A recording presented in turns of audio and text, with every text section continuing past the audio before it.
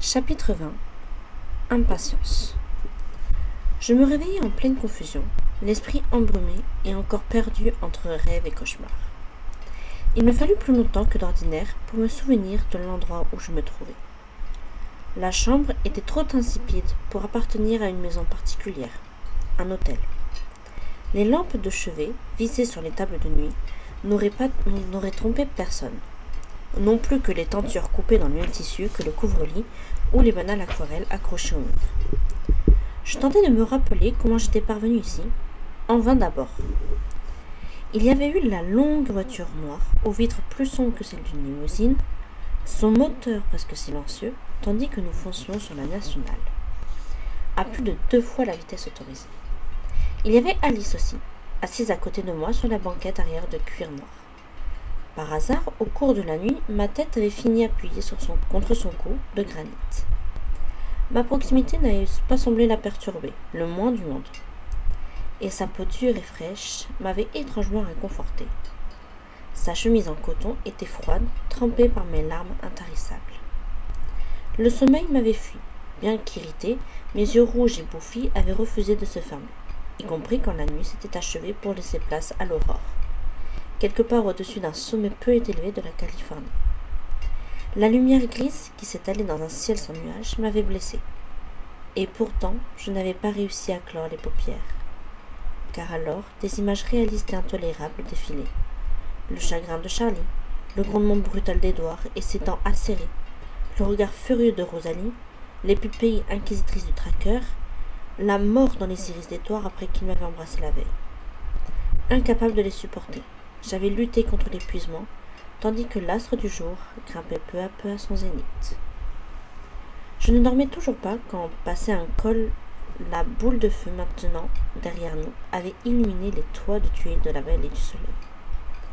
J'étais trop vidé de mes émotions pour m'étonner que nous usions accompli un périple de 3 jours en un seul. J'avais contemplé sans la voir la vaste étendue plate qui s'étalait devant nous. Phoenix, les palmiers, les créosotes aux allures de chiendes, les brisures erratiques, des routes qui se croisaient, les taches vertes de parcours de golf et celles turquoises des piscines. Le tout noyé dans une brume légère et encadré par une ligne de crêtes courtes et rocailleuses, qui n'étaient pas assez hautes pour mériter qu'on les appelait montagnes.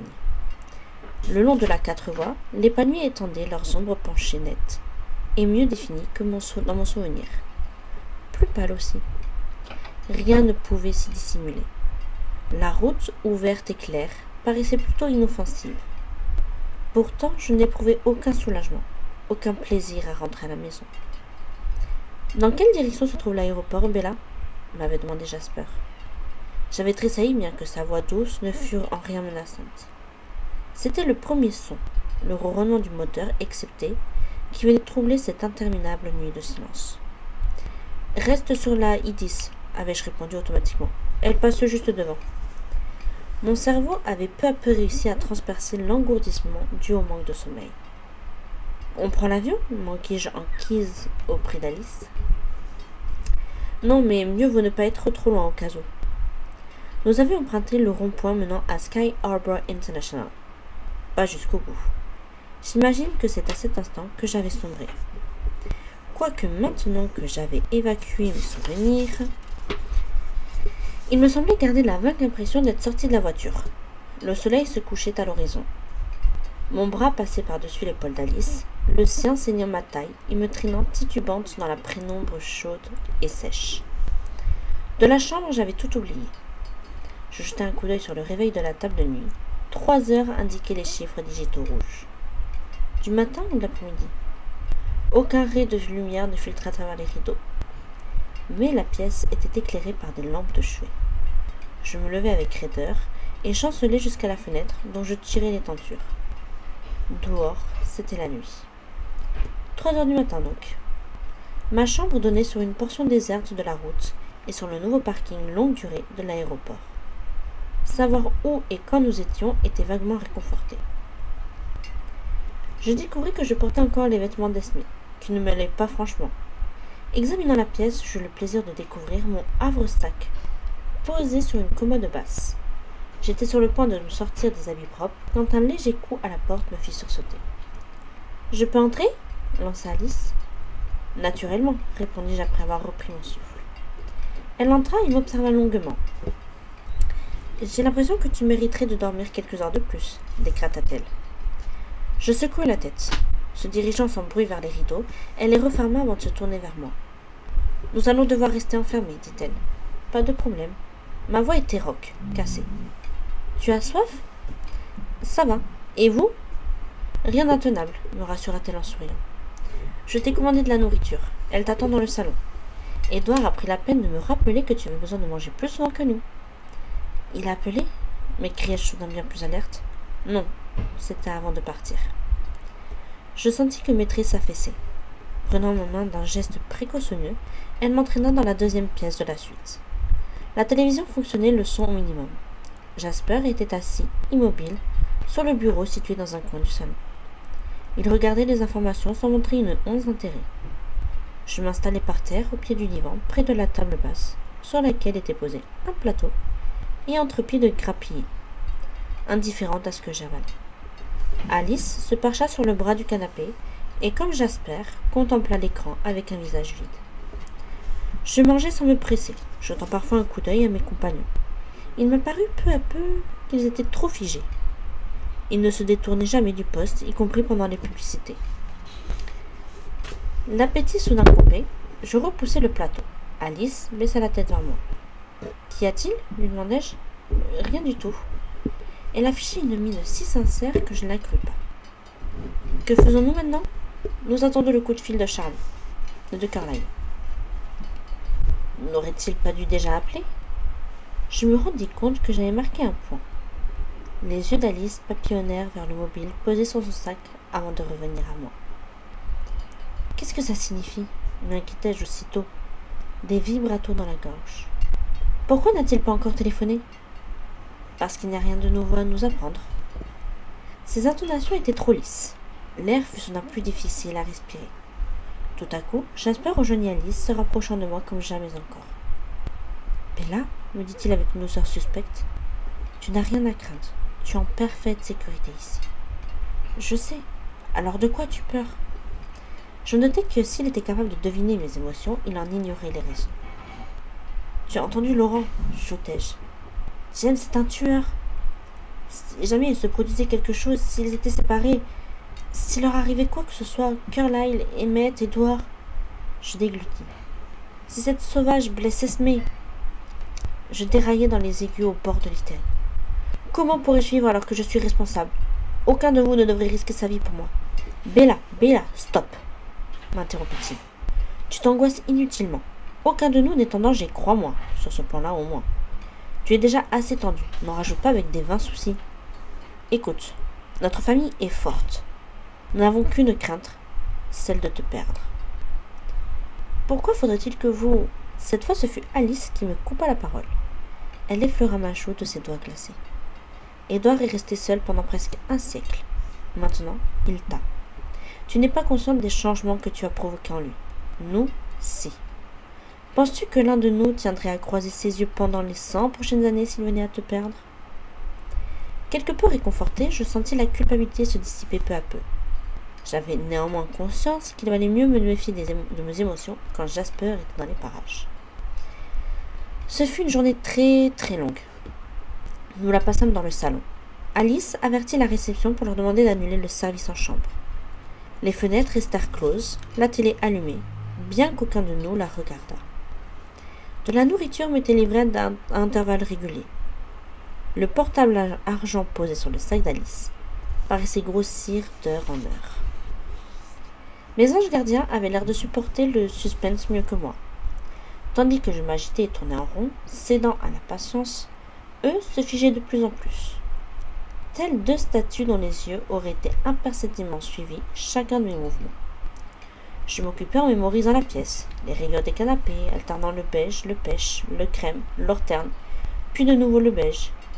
Je m'attardais sur les peintures abstraites, décelant au passage des images dans leurs dessins. De la même façon qu'un enfant, je m'étais amusée à donner des formes aux nuages. J'imagine ainsi une main bleue, une femme à sa coiffure, un chat qui s'étirait. Lorsque le cercle rouge pâle se transforma en prunelle, je regardai ailleurs. L'après-midi s'étira sans fin. Je retournai me coucher. J'espérais que seul dans le noir, je parviendrais à céder aux peurs affolantes qui rôdaient à la lisière de ma conscience, et que le contrôle vigilant exercé de Jasper empêchait de s'exprimer.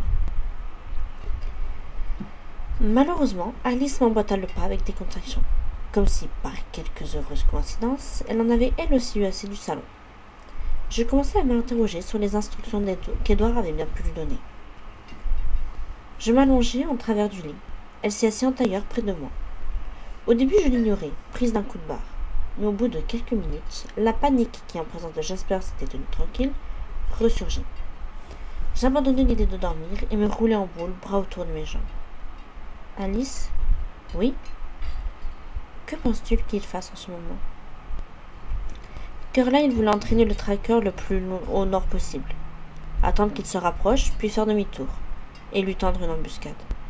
Esme et Rosalie étaient censées rouler vers l'ouest, tandis que la femelle les suivait.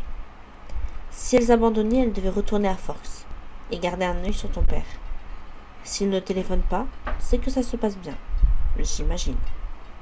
C'est que James est tout près et qu'il préfère éviter d'être espionné. Et Esme ? Elle est sûrement à Forks. Elle n'appellera pas non plus. S'il y a un risque que la femelle la surprenne. Je suppose qu'il se montre seulement très prudent. Tu crois vraiment qu'il ne risque rien ? Bella, combien de fois vais-je devoir te répéter que nous ne courons aucun danger ? Tu ne me mentirais pas. Non, je te dirai toujours la vérité. Elle paraissait sincère. Après quelques minutes de réflexion, je décidai de la tester. Alors, explique-moi, combien devint-on un vampire ? Ma question la décontenança. Elle ne répondit pas. Roulant sur le côté, je la dévisageai. Elle me parut partagée.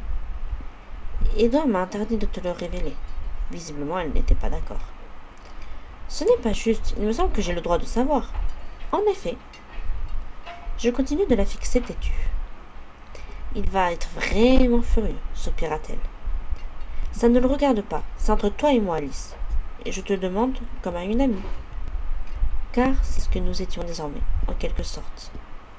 Comme elle en avait sûrement eu la vision dès le début. Elle me contempla de ses magnifiques yeux sages, tout en délibérant. Bon, d'accord, finit-elle par céder. Mais je te préviens, je n'ai aucun souvenir de mon propre cas.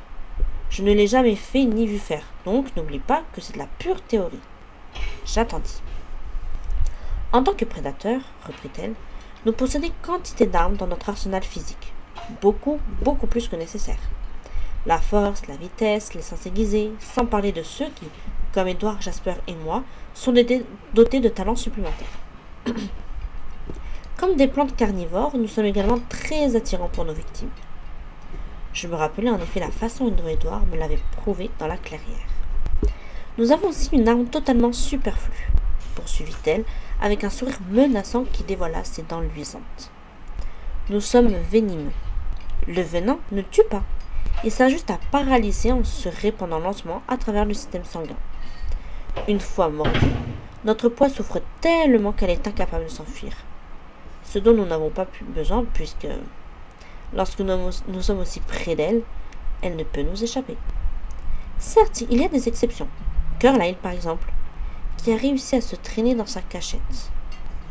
Alors le venin agit et il faut quelques jours pour que la transformation s'accomplisse, selon la dose injectée et la proximité du cœur. Tant que celui-ci bat, le poison se diffuse, soignant et changeant le corps qu'il contamine. Finalement, il s'arrête, et la conversation est achevée. Mais durant tout ce temps, à chaque minute passée, la victime aura subi de telles tortures qu'elle aura souhaité la mort. Tu vois, ce n'est guère plaisant. Edouard m'a dit que c'était très difficile à accomplir. Pourquoi ? Nous sommes des requins, dans notre genre. Une fois que nous avons goûté au sang, ou que nous l'avons juste senti, même, il nous est extrêmement ardu de résister à l'envie de le boire. Au point que c'est parfois impossible. Mordre quelqu'un, s'abreuver à son sang, déclenche une véritable frénésie en nous. Une transformation est dure des deux côtés. La soif de l'un, la douleur de l'autre. Pourquoi ne te rappelles-tu pas de la tienne, à ton avis ? Je l'ignore. Pour les autres, ce passage éprouvant est le souvenir le plus fort de leur vie d'avant. Moi, je n'ai aucune mémoire d'avoir été humaine. Sa voix avait pris des accents nostalgiques. Le silence s'installa, chacune de nous perdue dans ses propres réflexions. Les secondes s'écoulèrent et j'avais presque oublié sa présence quand tout à coup, elle sauta du lit et atterrit gracieusement sur ses pieds. Étonnée, je la regardai. Quelque chose a changé, lança-t-elle avec une urgence qui ne s'adressait pas à moi. Elle atteignit la porte à l'instant où Jasper l'ouvrit. Visiblement, il avait entendu notre conversation et la soudaine exclamation d'Alice. Posant ses mains sur ses épaules de celle-ci, il la ramena vers moi. « Que vois-tu » lui demanda-t-il gravement en scrutant son visage. Les yeux d'Alice étaient focalisés sur quelque chose de très loin. Je me penchai pour entendre son murmure saccader. Une salle, longue, avec des miroirs partout. Au sol, un plancher. Il est là. Il attend. Il y a de l'or, un ruban doré qui traverse des glaces. Où se trouve cette pièce? Je ne sais pas. Il manque quelque chose. Une décision reste à prendre. Dans combien de temps? Bientôt. Il sera là aujourd'hui. Encore demain peut-être. Tout dépend. Il a besoin de quelque chose. Il est dans le noir maintenant. Que fait-il? Jasper était calme, méthodique, apparemment rompu à ces interrogatoires. Il regarde la télévision. Non, c'est une cassette. Dans l'obscurité, une autre pièce. Où? Je ne vois pas, il fait trop sombre. Et la première salle, y a-t-il autre chose dedans? Rien que des miroirs et de l'or qui forment une bande le long des murs. Une table noire avec une grande chaîne stéréo et un poste de télé. C'est là qu'il touche la cassette. Mais il la visionne dans la deuxième pièce, la noire. C'est là qu'il patiente. Reprenant vie, les yeux d'Alice se tournèrent vers Jasper. Rien d'autre? Insista ce dernier. Elle secoua la tête. Et ils se dévisagèrent sans bouger. Qu'est-ce que ça signifie? Manquai-je. Que ses plans ont changé, annonça Jasper. Il a pris une décision qui l'a amené dans ces pièces. Et nous ignorons où elle se trouve?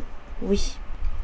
En revanche, il est certain qu'il a quitté les montagnes du nord de l'État de Washington, précisa Alice, lugubre. Il leur a échappé. Faut-il les prévenir? Ils se consultèrent du regard indécis. À cet instant, le téléphone sonna. Alice fila dans le salon avant que j'eus le temps de réagir. Nous précipitâmes derrière elle, le mobile à l'oreille à l'écouter. « Carlyle » souffla-t-elle, sans montrer ni étonnement ni joie, contrairement à moi. « Oui » marmonna-t-elle avec un coup d'œil dans ma direction. Elle garda le silence un long moment. « Je viens de le voir » poursuivit-elle ensuite en décrivant sa vision. Quelle que soit la raison pour laquelle il a pris cet avion, elle l'a conduit à ces deux endroits, conclut-elle avant de se taire de nouveau. D'accord. Sur ce, elle me tendit l'appareil, je me ruai dessus. Allô? Bella, dit la voix d'Edouard. Oh, Edouard, j'étais tellement inquiète. Bella, soupira-t-il, je t'ai interdit de te soucier d'autre chose que de toi-même. C'était tellement bon de l'entendre. La nuée de désespoir qui planait au-dessus de moi s'éloigna. Où es-tu? Près de Vancouver. Désolé, nous l'avons perdu. Il se méfiait de nous, il est resté juste assez loin pour que je ne lise pas dans ses pensées. Il a filé, en avion. D'après nous, il a regagné Fox pour y reprendre ta traque. Derrière moi, Alice mettait Jasper au courant. Je sais, Alice l'a vu ailleurs. Tu n'as aucune raison de t'en faire. Rien ne le mènera à toi. Contente-toi de rester là-bas et d'attendre que nous lui ayons mis la main dessus. Tout ira bien? Esme est avec Charlie? Oui, la femelle était en ville. Elle est allée chez vous pendant que Charlie travaillait, mais elle ne l'a pas approché, donc inutile d'avoir peur. Esme et Rosalie montent la garde, ils ne risquent rien. Qu'est-ce qu'elle fabrique cette Victoria? Elle espère sans doute flairer une trace. Elle a écumé Fox toute la nuit. Rosalie l'a suivie dans toutes les rues au lycée. Elle te traque, Bella. Mais il n'y a rien à trouver. Tu es sûr que Charlie est en sécurité? Oui. Esme ne le perdra pas de vue. Et nous serons bientôt là-bas, nous aussi. Si le chasseur s'approche de Fox, nous l'attraperons. Tu me manques, chuchotai-je. Je sais, Bella. Toi aussi. C'est comme si tu avais emporté la moitié de moi-même avec toi. Alors, viens la rechercher. Dès que ce sera possible. D'abord, je vais m'assurer que tu ne cours aucun danger. Je t'aime. Ça paraît absurde, mais en dépit de tout ce que tu traverses à cause de moi, je t'aime aussi. Je te crois. Je serai là très vite. Je t'attendrai. Dès que la ligne fut coupée, les nuages revinrent. Je me tournai pour rendre son portable à Alice et découvris qu'elle et Jasper étaient courbés sur la table basse. Alice dessinait sur un morceau de papier en tête de l'hôtel. Me penchant, je regardais au-dessus de son épaule. Une longue salle rectangulaire, dotée au fond d'une section plus étroite et carrée. Des lattes de plancher qui couvraient tout le sol. Au mur, des lignes marquant les séparations entre les miroirs, filant le long des parois à hauteur de taille d'un ruban. Celui dont Alice avait précisé qu'il était doré. « C'est un studio de danse, déclarai-je. Ils levèrent la tête, surpris. « Tu connais cette pièce ?» demanda Jasper comme une sénérité qui n'était qu'apparente. Alice se remit au travail, traçant rapidement une sortie de secours au fond de la salle. Puis la stéréo et la télévision posées sur une table dans le coin droit avant. « Ça ressemble à un endroit où j'ai pris des cours de danse quand j'avais 8 ou 9 ans. Là étaient les toilettes, poursuivis-je en posant le doigt sur la section la plus étroite. La chaîne se trouvait à gauche, pas à droite, et elle était plus vieille. Il n'y avait pas de télé à l'époque. La salle d'attente était percée d'une fenêtre. C'est à partir de cette perspective que tu as représenté le studio, Alice. » Mes compagnons étaient bouche bée. « Es-tu certaine qu'il s'agit du même lieu, insista Jasper. « Non, pas du tout. J'imagine que toutes ces salles se ressemblent. Les miroirs, la barre. » Mon doigt suivit la courbe du ruban doré dessiné par Alice. Disons juste que c'est très familier. J'effleurai les contours de la porte, si exactement à la même place que dans mon souvenir. Aurais-tu une raison de retourner là-bas ? Voulut savoir Alice. Non, je n'y ai pas mis les pieds depuis presque 10 ans. J'étais si nulle qu'il me collait toujours au fond pendant les récitals. Aucun lien actuel entre toi et cet endroit alors, continua-t-elle anxieuse. Il y situait pas très loin de chez ma mère. J'y allais à pied après l'école. Leur coup d'œil ne m'échappa pas. Ici, à Phoenix ? Manquit Jasper sans se départir de son calme. Oui, chuchotai-je, mal à l'aise. À l'angle de la 58e rue et de Cactus Boulevard. Le silence s'installa tandis que nous examinions le croquis. Alice, la ligne de téléphone est-elle sûre ? Finis-je par demander. Oui, on ne peut la remonter que jusqu'à l'État de Washington. Ça ne pose pas de problème si j'appelle ma mère ? Je croyais qu'elle était en Floride. Elle doit bientôt revenir. Je ne veux pas qu'elle rentre si... Ma voix se cassa. Je repensais à ce qu'avait dit Edward de la femme aux cheveux rouges qui avait fureté chez Charlie, au lycée où se trouvait mon dossier. Elle est joignable. Seulement sur le fils de la maison. Elle est censée consulter ses messages régulièrement. Jasper ? Ça devrait aller, répondit-il après avoir réfléchi. Fais juste attention de ne pas préciser où tu es. Je m'emparai prestement de l'appareil et composai le numéro. Au bout de 4 tonalités, la voix aérienne de ma mère me pria de laisser un message. « Maman, c'est moi. Écoute, c'est important. Dès que tu auras eu mon message, appelle-moi à ce numéro. » Alice était déjà à côté de moi, l'écrivant en bas de son dessin. Je le lus lentement 2 fois. « Je t'en supplie, ne bouge pas avant de m'avoir contacté. Ne t'inquiète pas, je vais bien, mais je dois te parler très vite. N'importe quelle heure conviendra, d'accord ? Je t'aime, maman. Salut !» Je fermai les paupières, priant de toutes mes forces pour qu'aucun plan de dernière minute ne la ramène à l'impromptu à Phoenix. Puis, je m'installai sur le canapé et mordis des fruits, m'apprêtant à endurer une soirée interminable. Je faillis téléphoner à Charles, mais j'écartai cette perspective trop pénible. Je me concentrai sur les informations, l'oreille aux aguets. Des fois qu'on mentionne la Floride, des grèves, des typhons, des attentats, n'importe quoi risquant d'avancer le retour de René. L'immortalité doit s'accompagner d'une patience infinie, car ni Jasper ni Alice ne semblaient éprouver le besoin de s'occuper. Un moment, Alice dessina les contours de la pièce sombre, qu'elle avait également vue. Croquis vague, la faible lueur de l'écran allumé ne lui ayant pas permis de distinguer grand-chose.